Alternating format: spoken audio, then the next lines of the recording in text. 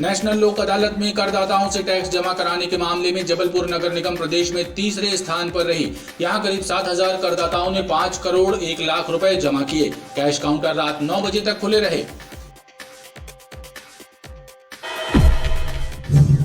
जबलपुर मुख्य railway station platform क्रमांक 6 के बाहर वाहन पार्किंग के ठेके को रेल प्रशासन ने निरस्त कर दिया है। इसके साथ ही प्लेटफॉर्म नंबर 6 के बाहर निर्धारित पार्किंग स्थल पर यात्रियों के लिए फिलहाल वाहन पार्किंग को निःशुल्क भी किया गया है। बेलगाम ऑटो चालकों की मनमानी से शहर की यातायात व्यवस्था प्रभावित हो रही है। नगर निगम चौराहे पर बीच सड़क पर खड़े किए जा रहे ऑटो रिक्शा दुर्घटनाओं का सबब बन रहे हैं, लेकिन जिम्मेदार विभाग इस ओर ध्यान नहीं दे रहा। हनुमानताल थाने में एक महिला 10 वर्षीय मासूम बालक को लेकर पहुंची। महिला ने पुलिस को बताया कि अंबेडकर चौक के पास बालक उन्हें लावारिस हालत में मिला। पुलिस अब बालक के माता पिता और परिजनों की तलाश कर रही है ताकि उसे परिजनों के सुपुर्द किया जा सके। डुमना विमानतल पर एयर इंडिया के एयरक्राफ्ट के दुर्घटना का शिकार होने के मामले की जांच करने रविवार को डीजीसीए की टीम डुमना विमानतल पहुंची। इसके साथ ही एयर इंडिया के इंजीनियरों की एक टीम भी डुमना विमानतल पहुंची है। हादसे के कारण डुमना एयरपोर्ट से एयर परिवहन पूरी तरह बंद है।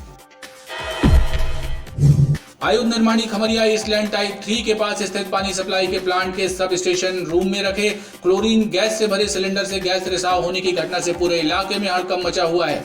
शनिवार की देर रात हुए गैस रिसाव हादसे के बाद रिसाव को बंद करने पहुंची दमकल विभाग की टीम के कर्मचारी भी गैस के संपर्क में आने से बेहोश हो गए, जिसके बाद 4 दमकल कर्मियों को इलाज के लिए अस्पताल में भर्ती कराया गया।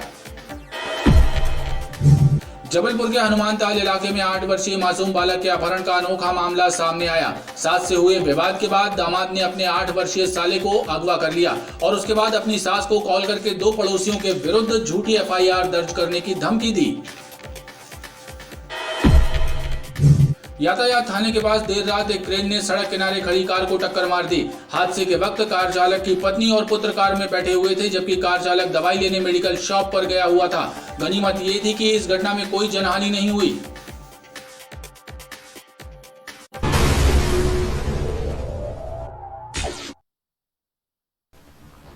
नमस्कार, बीटीवी न्यूज में स्वागत है आपका। इस बुलेटिन के साथ मैं हूं कृष्ण कुमार और आइए इस बुलेटिन की शुरुआत करें। उससे पहले नजर डालते हैं हेडलाइंस पर। राजस्व वसूली में जबलपुर नगर निगम प्रदेश की 16 नगर निगमों में तीसरे स्थान पर। लोक अदालत के दिन जमा हुआ 5 करोड़ रुपयों से ज्यादा का राजस्व। एयरक्राफ्ट हादसे की जांच करने डुमना एयरपोर्ट पहुंची डीजीसीए की टीम। एयर इंडिया के इंजीनियर भी पहुंचे डुमना विमानतल। और खमरिया स्टेट में क्लोरीन गैस के रिसाव से मचा हड़कंप। चोरों का कारनामा, चोरों ने तोड़ा क्लोरीन गैस सिलेंडर का वाल्व। खमरिया प्रबंधन और पुलिस ने शुरू की घटना की जांच।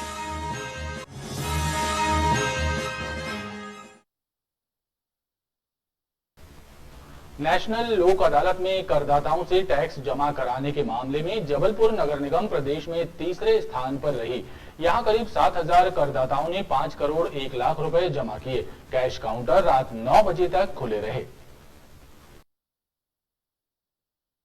नेशनल लोक अदालत में टैक्स जमा कराए जाने के मामले में जबलपुर नगर निगम को प्रदेश की 16 नगर निगमों में से तीसरा स्थान प्राप्त हुआ है। प्रदेश में पहले स्थान पर भोपाल रहा, जहां 9 करोड़ 94 लाख 68 हजार रुपए जमा हुए। दूसरे स्थान पर इंदौर रहा, जहां 9 करोड़ 58 लाख 92 हजार रुपए राजस्व जमा हुआ। वहीं जबलपुर ने तीसरा स्थान प्राप्त किया, जहां 5 करोड़ 1 लाख रुपए राजस्व के रूप में नगर निगम के खजाने में जमा हुए।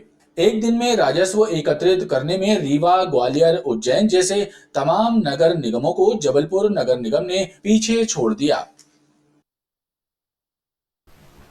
जबलपुर मुख्य रेलवे स्टेशन प्लेटफॉर्म क्रमांक 6 के बाहर वाहन पार्किंग के ठेके को रेल प्रशासन ने निरस्त कर दिया है।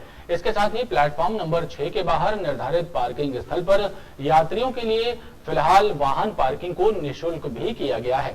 रेल प्रशासन ने पार्किंग की व्यवस्था को देखने के लिए अपने कर्मचारी और आरपीएफ कर्मी तैनात किए हैं।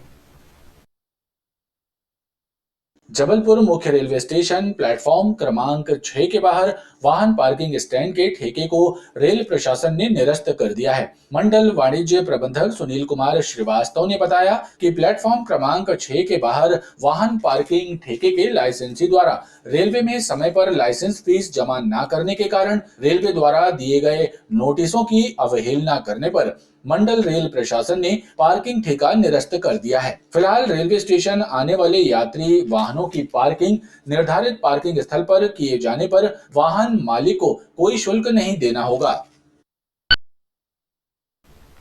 बेलगाम ऑटो चालकों की मनमानी से शहर की यातायात व्यवस्था प्रभावित हो रही है। नगर निगम चौराहे पर बीच सड़क पर खड़े किए जा रहे ऑटो रिक्शा दुर्घटनाओं का सबब बन रहे हैं, लेकिन जिम्मेदार विभाग इस ओर ध्यान नहीं दे रहा है। जैसे ही परिवहन विभाग ने ऑटो रिक्शा चालकों पर शिकंजा ढीला किया, उनकी मनमानी फिर सड़कों पर दिखाई देने लगी है। तीन पत्ती चौराहे सहित तमाम चौराहों पर बीच सड़क पर खड़े किए जाने वाले ऑटो रिक्शा हादसों का सबब बन रहे हैं। यात्रियों से खींचातानी और बदसलूकी की घटनाएं भी सामने आ रही हैं, लेकिन यातायात पुलिस मूक दर्शक बनी हुई है। सवारी पकड़ पकड़ के ले जाते हैं, निकलने में अभद्रता करते, निकलने नहीं देते। व्यवस्था होना चाहिए भाई, जगह निकलने की जगह रहे, जिनकी जहाँ जगह है वहाँ रहे, व्यवस्था हो, जहाँ जहाँ इनका स्थान वहाँ खड़े हों।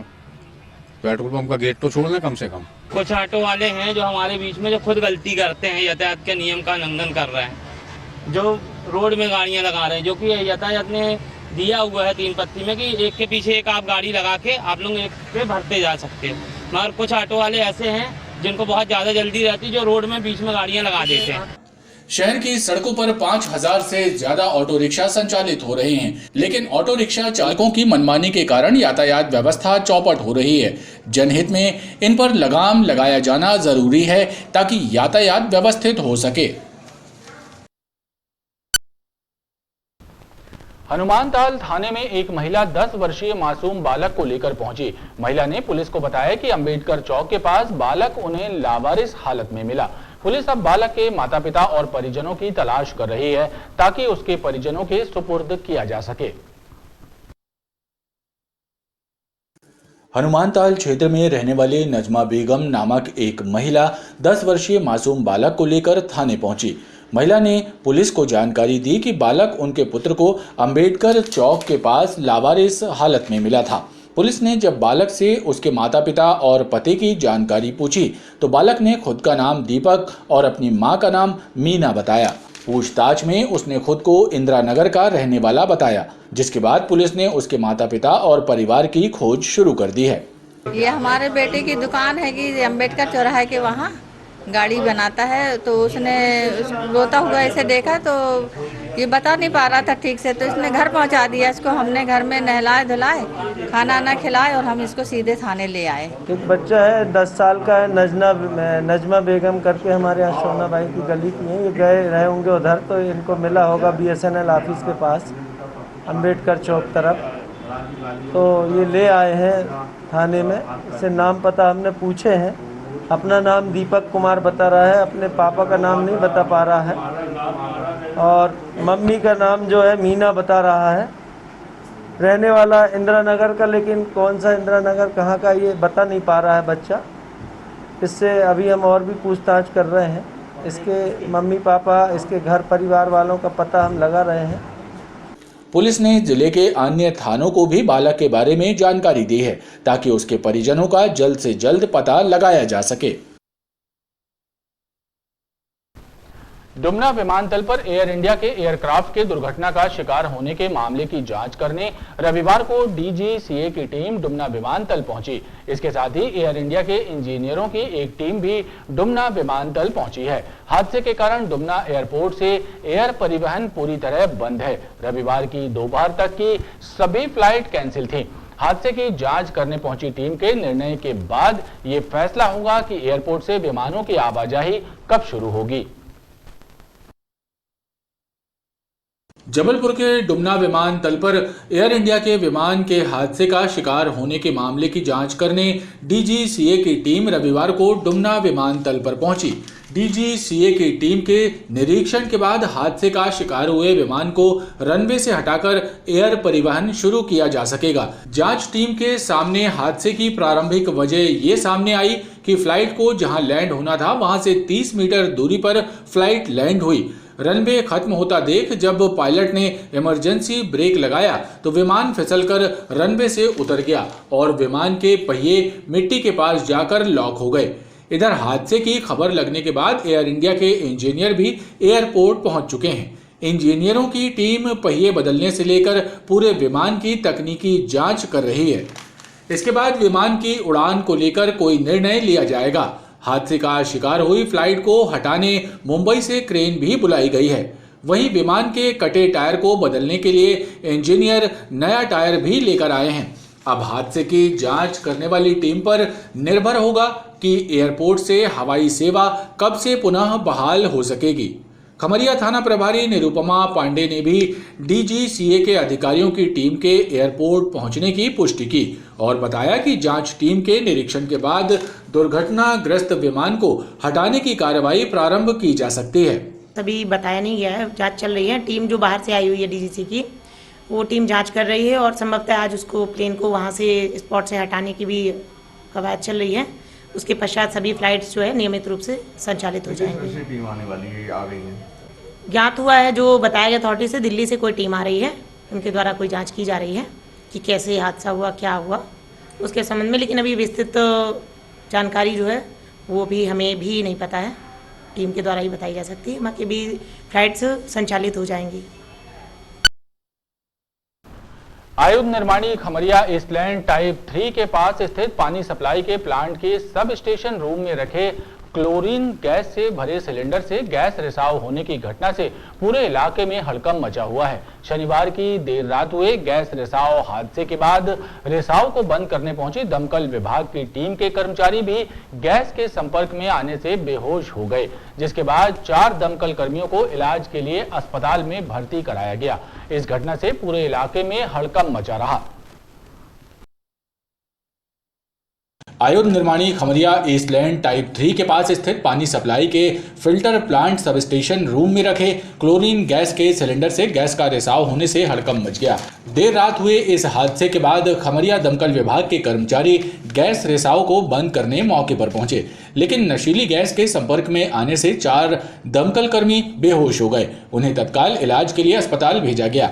इधर घटना की जानकारी लगते ही खमरिया प्रबंधन से जुड़े वरिष्ठ अधिकारी, दमकल विभाग के कर्मचारी और पुलिस का अमला मौके पर पहुंच गया। रेस्क्यू टीम ने सिलेंडर से हो रहे गैस रिसाव को बंद करने के प्रयास शुरू कर दिए। रविवार की सुबह भी दमकल कर्मी और दमकल विभाग की रेस्क्यू टीम घटनास्थल पर काम करती रही। दमकल विभाग के कर्मचारी ने बताया कि पानी फिल्टर प्लांट के सब स्टेशन की दीवार तोड़कर अज्ञात चोरों ने सिलेंडर चोरी करने की कोशिश की थी। इस दौरान सिलेंडर का वाल्व टूट जाने की वजह से गैस का रिसाव शुरू हुआ था।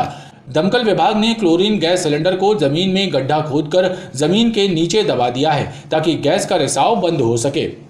हम लोगों ने इसको सब स्टेशन पे जाके देखा तो वहाँ पे एक साइड दीवार टूटी हुई थी, तो दीवार से कोई चोरी वोरी की दृष्टि से घुसा है उसमें और वो उसका जो मेन वाल्व होता है उसको तोड़ दिया, तो वो गैस रिसाव होने लगी। गैस रिसाव होने लगी तो फिर हम लोग आए, फिर उसको गेट सामने से खोला, शटर खोला और उसको बाहर निकाल के उसको जमीन के अंदर दबा दिया ताकि गैस का रिसाव और ज़्यादा ना हो, और उसके रोकथाम का कोई उपाय बचा नहीं था। इसके कोई जनहानि हुई गैस में अभी तक?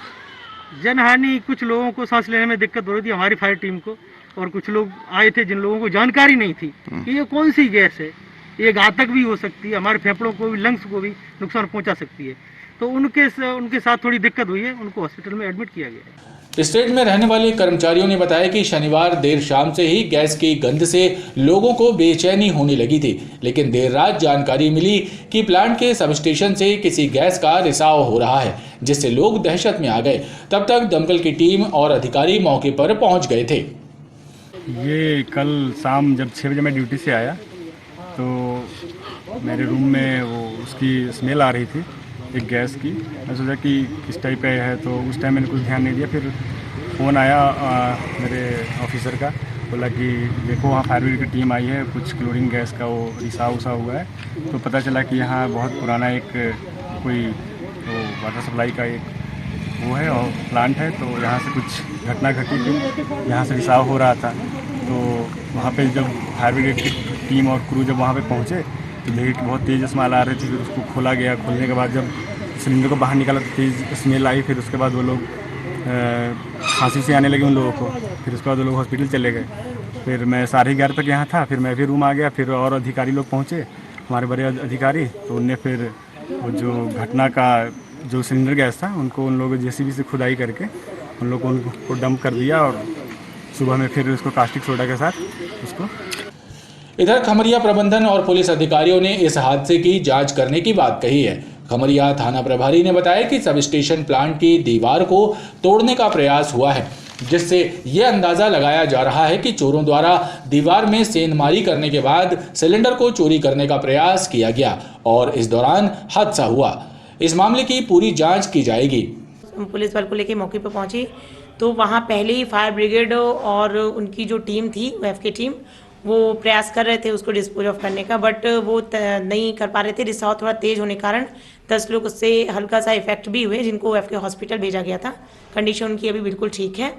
उसके पश्चात फिर हमने प्रयास किया तो जल शोधन संयंत्र रांची से कांटेक्ट किया। मैंने बात की उनसे, तो उनके द्वारा जो हमें उपाय बताए गए उसके तहत रात में उपाय किए गए और उस क्लोरीन गैस के सिलेंडर को डिस्पोज ऑफ करने की कोशिश की गई और अभी फिलहाल स्थिति नियंत्रण में है। गैस रिसाव के क्या कारण समझ में आ रहे हैं? इसमें जितनी सूचना प्राप्त हुई थी तो उनके द्वारा बताया गया था कि ये पुराना सब स्टेशन जो है उसका स्टोर है, उस पर काफ़ी सालों से संभवतः किसी ने देखा भी नहीं है, काफ़ी सालों से क्लोरीन गैस का सिलेंडर पड़ा हुआ था। तो शायद किसी चोर ने प्रयास किया चुराने का या जैसा भी है, उसका नॉब टूट गया। तभी पूर्ण रूपेण वहाँ, चूँकि वहाँ पे जाना संभव नहीं था, इतना स्मेल आ रही थी, जिसके लिए भी घटनास्थल का निरीक्षण किया जाएगा। उनकी टीम भी आ रही है, उनके साथ में जाके हम पर्टिकुलर रात में देखना संभव नहीं था गैस के कारण, अभी देखकर और आगे जो भी कार्रवाई होगी वैधानिक वो की जाएगी। वहीं गैस के रिसाव और उसकी गंध से पूरे स्टेट में दहशत का माहौल बना हुआ है। खमरिया प्रबंधन पूरी स्थिति पर नजर बनाए हुए है और मामले की जांच के आदेश भी दिए गए हैं। जबलपुर के हनुमानताल इलाके में 8 वर्षीय मासूम बालक के अपहरण का अनोखा मामला सामने आया। सास से हुए विवाद के बाद दामाद ने अपने 8 वर्षीय साले को अगवा कर लिया और उसके बाद अपनी सास को कॉल करके 2 पड़ोसियों के विरुद्ध झूठी एफआईआर दर्ज करने की धमकी दी। सास थाने पहुंची और उसने बेटे के अपहरण की शिकायत दर्ज कराई, जिसके बाद पुलिस ने आरोपी दामाद को दबोचते हुए बालक को सकुशल बरामद कर लिया। जबलपुर के हनुमानताल इलाके में एक मासूम बालक के अपहरण का सनसनीखेज और अनोखा मामला सामने आया। हनुमानताल के फकीरचंद अखाड़े में रहने वाले अभिषेक सोनी नामक एक व्यक्ति ने अपनी सास से हुए विवाद के बाद अपने ही 8 वर्षीय मासूम साले को अगवा कर लिया। अभिषेक ने दोपहर में सास को कॉल करके धमकी दी कि वो थाने में जाकर पड़ोसियों के खिलाफ अपहरण की झूठी रिपोर्ट दर्ज कराए, नहीं तो अपने बेटे को भूल जाए। दामाद की धमकी के बाद अभिषेक की सास थाने पहुंची और दामाद के विरुद्ध बेटे को अगवा करने की रिपोर्ट दर्ज कराई।